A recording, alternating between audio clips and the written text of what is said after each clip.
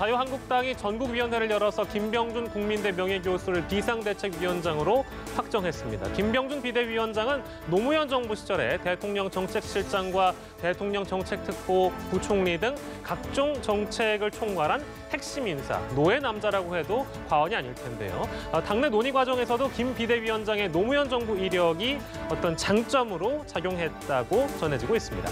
한국당의 한 중진 의원은 노무현, 문재인을 누구보다도 잘 알고 예리하게 비판할 수 있는 사람이라고 평가했다고 하는데요.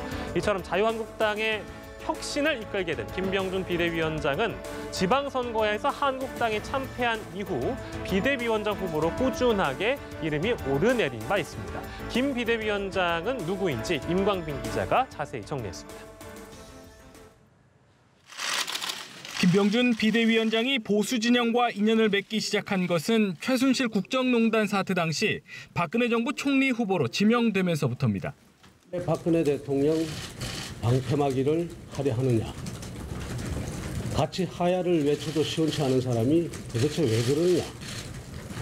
국민 여러분, 잘 알고 있습니다. 당시 국정이 붕괴되는 상황을 보고 그대로 있기 힘들었다며 수락 배경을 설명하면서 민주당의 자진 사퇴 요구도 거부했습니다. 노무현 정신에 저는 부합한다고 봅니다. 노무현 정신의 본질은 이쪽 저쪽을 가리는 것이 아니라 국가를 걱정하고 국정을 걱정하는 것이라고 저는 생각을 합니다.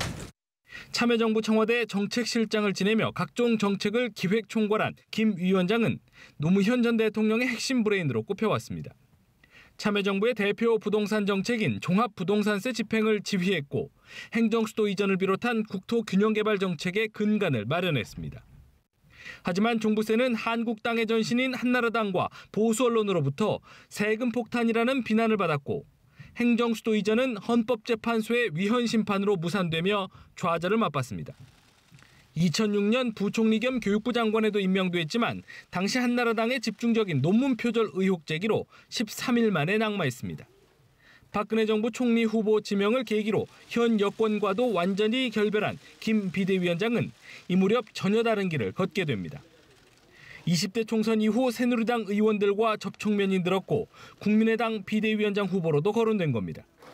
지난 6.13 지방선거 때 서울시장 후보로 나서달라는 한국당의 요구를 고사했지만 비대위원장직을 수락하면서 보수 혁신을 위한 전면에 서게 됐습니다.